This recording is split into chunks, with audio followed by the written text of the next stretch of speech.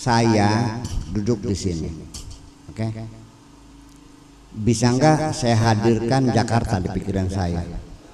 Bisa.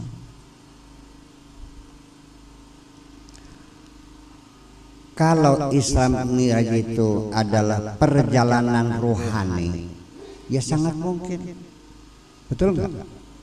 Siapa saja bisa.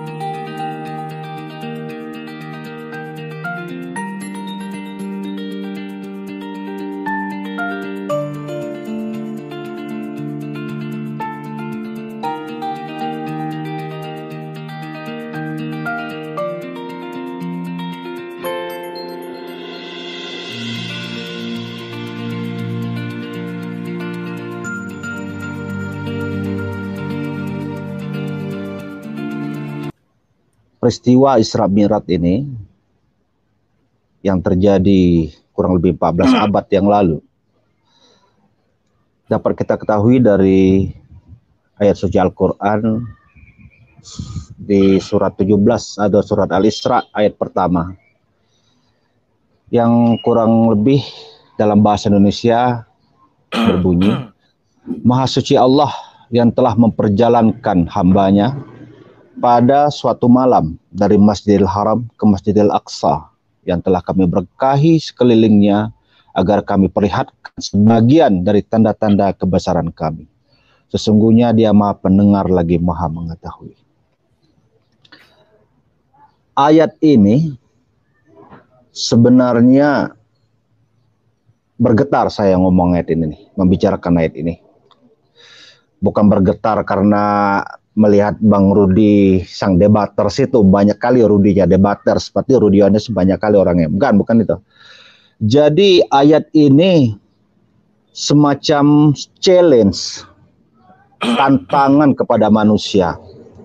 Bagaimana mungkin dalam kondisi Arab Mekah yang jahiliyah pada 14 abad yang lalu, yang tidak teredukasi, muncul sebuah narasi yang ternyata 14 abad kemudian secara teoritis bisa dibuktikan.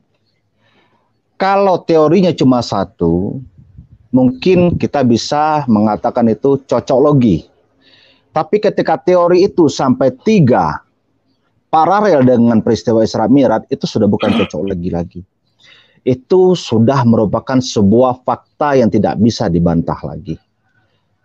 Jadi kembali ke soal peristiwanya, ayatnya itu sendiri.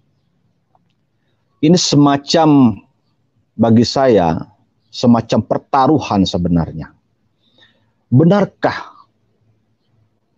Alangkah beraninya, tanda petik, Tuhan memberikan sebuah ayat yang 1400 tahun kemudian baru bisa dibuktikan secara keilmuan.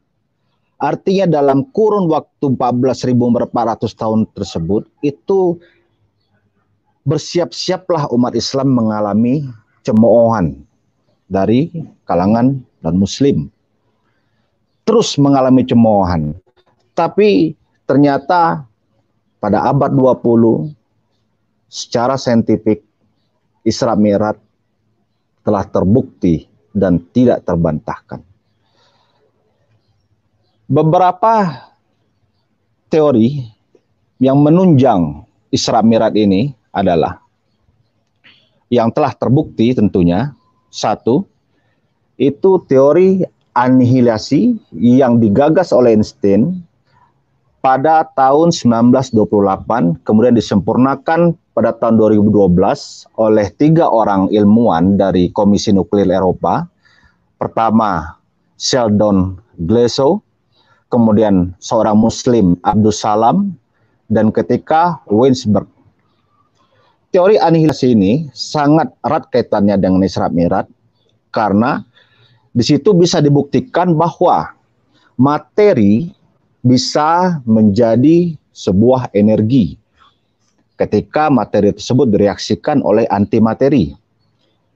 Pertanyaannya, siapakah antimateri dalam peristiwa Isra Mi'raj ini? Antimaterinya adalah malaikat Jibril. Kenapa malaikat Jibril? Karena Allah sudah menginformasikan kepada kita dalam Al-Quran, malaikat Jibril terbuat dari cahaya. Jadi, ketika materi bisa dirubah menjadi energi melalui reaksi dengan antimateri, melalui Jibril sendiri, Nabi Muhammad melakukan perjalanan tanpa merusak jasadnya, itu secara teoritis sudah bisa dibuktikan. Kemudian teori kedua adalah wormhole. Wormhole ini juga dicetuskan oleh Einstein dan Nathan Rosen pada tahun 1935. Wormhole ini secara harfiah artinya adalah ini lubang cacing atau secara istilah jalan pintas. Mungkin pemirsa atau Om Rudi atau siapa saja akan bertanya-tanya bagaimana mungkin Nabi Muhammad dengan waktu yang terbatas bisa mencapai Sidratul Muntaha. Ternyata di luar angkasa sana itu juga punya jalan pintas yang disebut oleh Einstein dan Rosen, itu wormhole.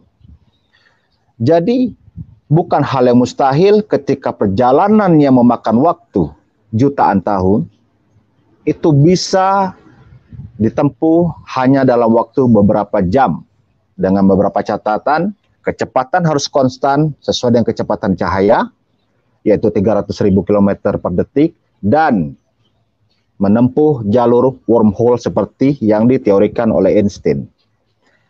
Teori ketiga adalah twin paradox. Twin paradox juga dicetuskan oleh Einstein, digagas oleh Einstein. Secara logika, ketika seseorang melakukan perjalanan yang memakan waktu ribuan tahun cahaya dan saudaranya, kembarnya, ini 2 saudara kembar, yang satu melakukan perjalanan ke luar angkasa memakan waktu ribuan tahun cahaya, kemudian saudara kembar yang kedua tinggal di bumi. Secara logika, ketika saudara kembar yang tinggal di bumi yang melakukan perjalanan ke luar angkasa itu, ketika dia kembali ke bumi, ini secara logika saudaranya akan bertambah umurnya sesuai dengan waktu perjalanan dia ke luar angkasa. Artinya ketika melakukan perjalanan ke luar angkasa itu 1000 tahun, maka saudara kembarnya yang tinggal di bumi akan bertambah umurnya 1000 tahun. Tapi ketika menggunakan teori twin paradox dari Albert Einstein, maka itu tidak akan terjadi. Kenapa?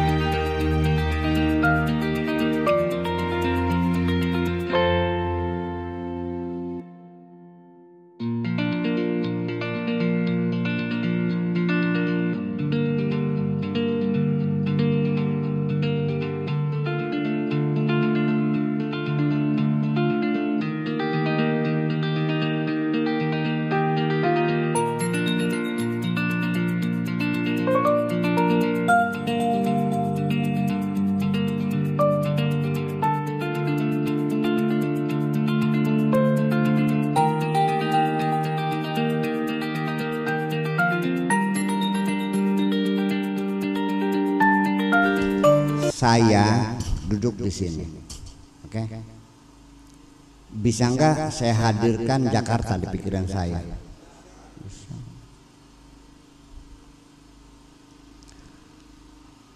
Kalau Islam Mi'raj itu adalah perjalanan rohani, ya sangat mungkin, betul nggak? Siapa saja bisa, yang berjalan pikirannya aja, ya kan? Adapun perjalanan secara fisik, ini kan para ahli sunnah wal jamaah mengatakan bahwa Nabi itu Isra itu ruhan wa jasadan, rohnya dan jasadnya. Kalau orang Mu'tazilah itu hanya rohnya saja, ya badannya masih di tempat tidur. Terus lagi saya mau nanya, Anda meyakini Isra Mi'raj sebagai mukjizat kan? Waktu Nabi berangkat ada yang nganter enggak? Sok jawab dulu. Waktu pulang dari Isra Mi'raj ada yang jemput enggak? Ada yang melihat enggak? Standar mukjizat apa? Yaitu dengan banyak orang yang melihat. Kalau nggak ada yang melihat,